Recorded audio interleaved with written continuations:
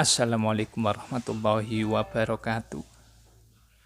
Bismillahirrahmanirrahim. Berikut ini proses pembuatan dak lantai beton pada sebuah konstruksi bangunan. Dalam pembuatan dak lantai beton ada salah satu material yang utama, yakni beton itu sendiri. Tentunya ada pembesian dan juga ada backcasting. Yang paling ditakuti dalam proses pembuatan material beton adalah beton tersebut keropos setelah backcasting pada konstruksi tersebut dilepas. Itu adalah momok bagi setiap proyek yang menggunakan material beton. Kali ini kita akan membahas tip dan trik agar menghindari beton keropos pada saat proses pengecoran. Bagaimana kelanjutannya? Ikuti terus video ini. Pada saat proses pembangunan rumah ataupun sebuah gedung, ada sebuah material yang sangat penting dan yang biasa digunakan dalam proses pembangunannya, yakni sebuah material yang disebut beton. Adapun konstruksi yang biasa menggunakan material beton, ini kalau mulai dari bawah, itu ada pondasi, ada sloof, ada balok, ada kolom, ada dak beton, dan ada shear wall biasanya untuk gedung-gedung tinggi. Ini semua menggunakan material beton. Apa jadinya bila konstruksi tersebut keropos akibat penggunaan beton yang kurang sempurna? Bisa juga karena mutu beton atau proses pengecorannya yang kurang sempurna. Apabila sampai konstruksi beton tersebut keropos, entah itu di pondasinya, di sloofnya, di kolomnya, di baloknya, ataupun di dak lantai betonnya, ini akan sangat berpengaruh pada kekuatan konstruksi beton tersebut. Adapun untuk perbaikannya juga akan memakan biaya. Perbaikannya akan sangat mahal.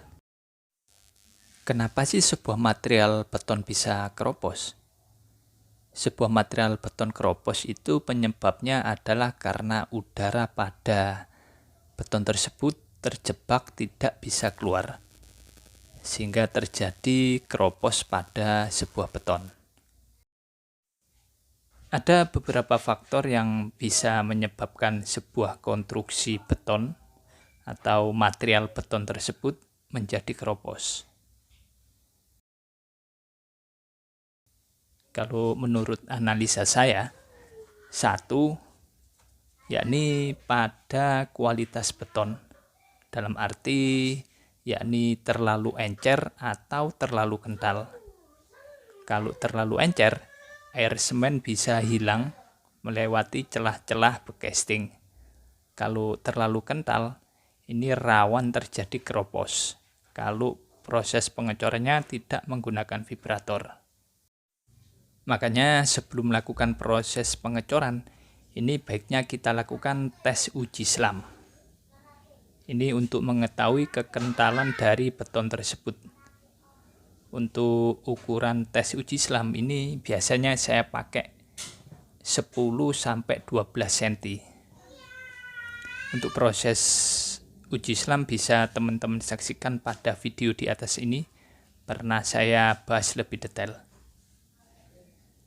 Selain karena keenceran dan kekentalan beton, ada faktor lain yang membuat beton tersebut keropos. Yang kedua adalah backcasting.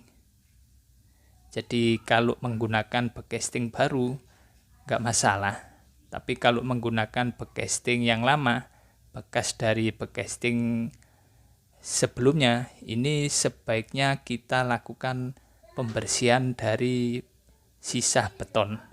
Jadi backcastingnya harus benar-benar bersih, tidak boleh kotor karena terkena bekas beton yang lama.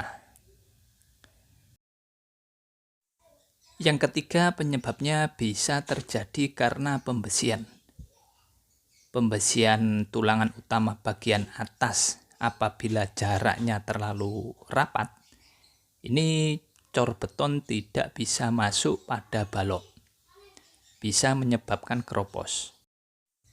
Dan juga untuk sengkang atau bekel ini juga berpengaruh, dalam arti yakni selimut beton. Jadi jarak backcasting terhadap sengkang atau bekel ini tidak boleh terlalu kecil, yang bisa mengakibatkan keropos di permukaan beton. Yang keempat, bisa terjadi karena proses pembersihan backcasting yang kurang sempurna. Jadi sebelum proses pengecoran ini biasanya kita bersihkan dari debu ataupun kotoran yang lainnya.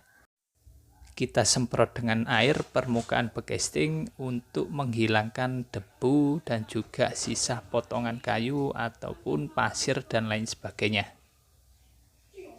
Sedangkan yang kelima, ini bisa terjadi karena proses pekerjaan pengecoran ini tidak menggunakan pemadatan beton, dalam arti tidak menggunakan vibrator sebagai alat untuk memadatkan beton. Dan ini proses pembuatan dak lantai beton pada sebuah konstruksi bangunan. Adapun tips dan trik yang biasa kita lakukan untuk menghindari keropos pada beton pada saat proses pengecoran. Tentunya tidak lupa sudah kita laksanakan penjelasan sebelumnya, yakni kita buat backcasting yang bersih. Tentunya kalau bisa baru, kalaupun pakai yang bekas harus dibersihkan dari sisa kotoran beton. Dan tentu pembesiannya ini harus bagus, terutama pembesian balok tulangan bagian atas, tulangan utama ini jangan terlalu rapat hingga beton tidak bisa masuk.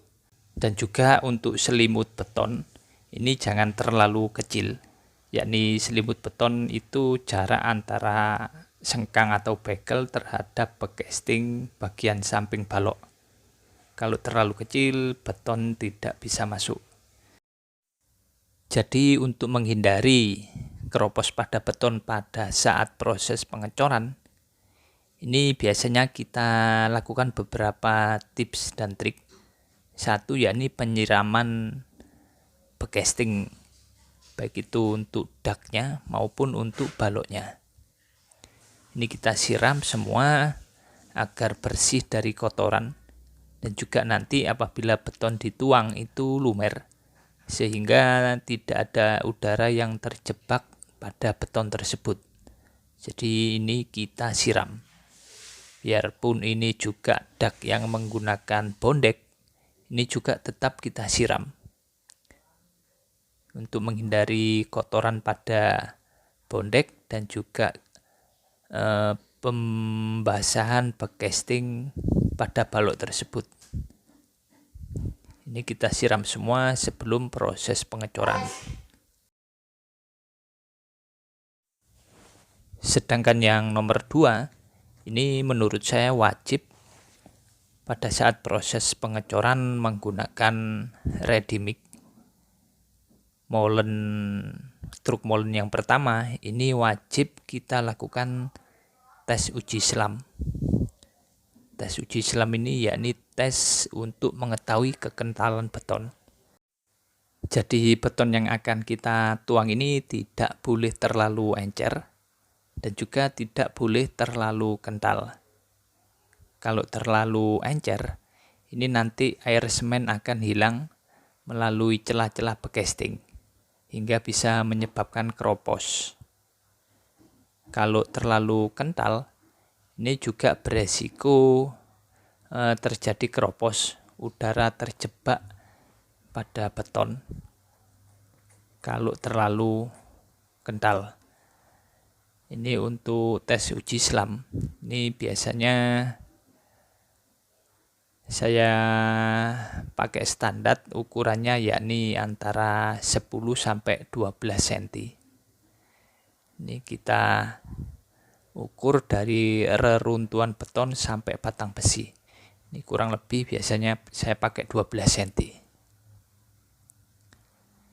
Setelah tes uji selam ini selesai, jangan lupa buat benda uji silinder beton untuk mengetahui mutu beton yang kita pesan ini apakah sudah sesuai dengan yang datang di site.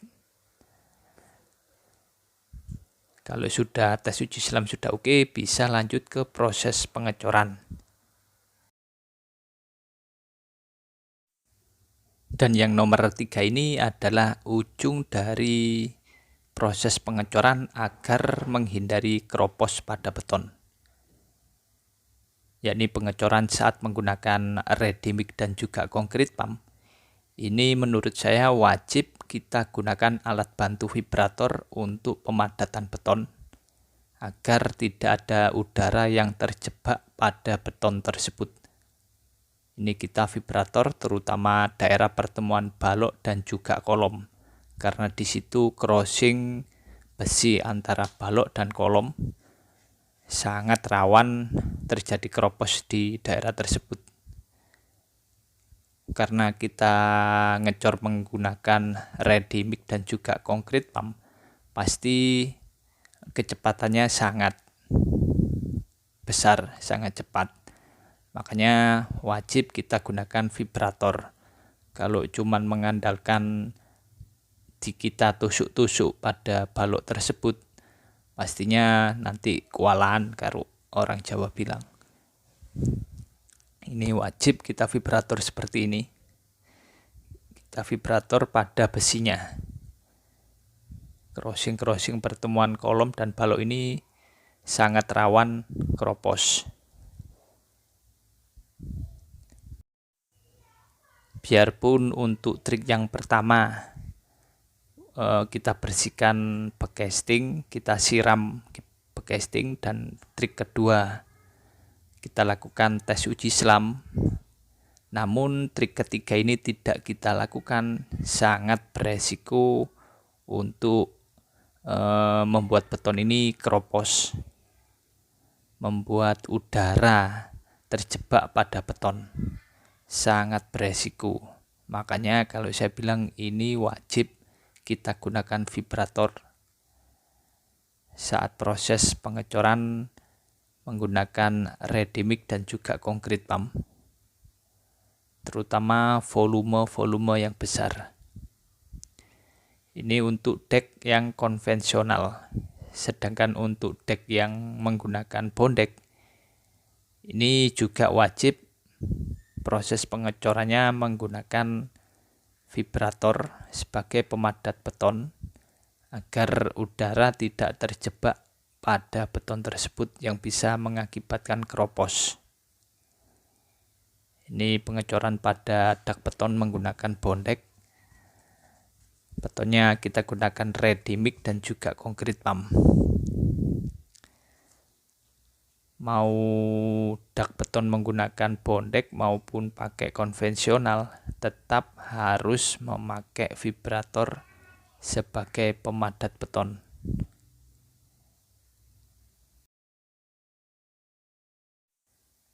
Dan ini juga pengecoran sebuah dinding kolam renang. Pengecoran menggunakan ready mix dan juga concrete pump.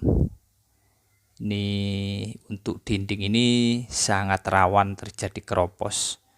Jadi menurut saya juga wajib menggunakan alat bantu vibrator untuk proses pemadatan beton. Dengan dinding tebal 15 cm, kedalaman 135, ini sangat rawan terjadi keropos.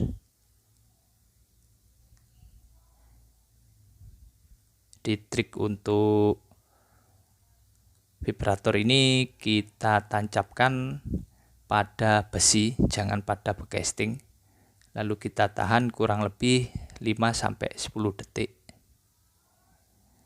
Kalau terlalu lama juga berbahaya, bisa jebol bekastingnya dan agregatnya yang berat akan ada di bawah. Ada beberapa teman yang bertanya, kali-kali Pak, review hasil cordaknya dari bawah setelah dibuka bekestingnya. Dan seperti ini hasilnya. Ini yang sebelah kiri adalah dak beton konvensional menggunakan triplek.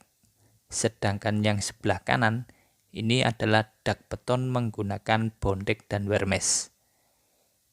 Seperti ini hasilnya, tidak ada yang keropos, baik itu untuk baloknya ataupun untuk daknya. Karena kita gunakan vibrator untuk proses pemadatan beton.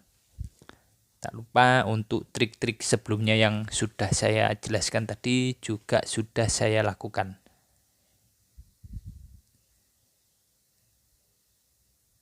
Ini setelah umur 21 hari, bekesting kita bongkar dan seperti ini hasilnya.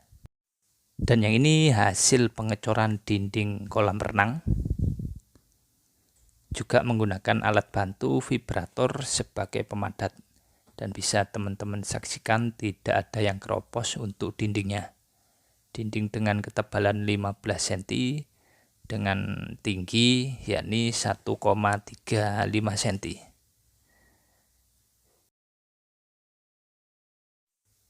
Demikian tips dan trik untuk menghindari keropos pada sebuah beton. Pada saat pengecoran menggunakan ready mix dan juga concrete pump. Terima kasih telah menyaksikan video ini. Semoga bermanfaat.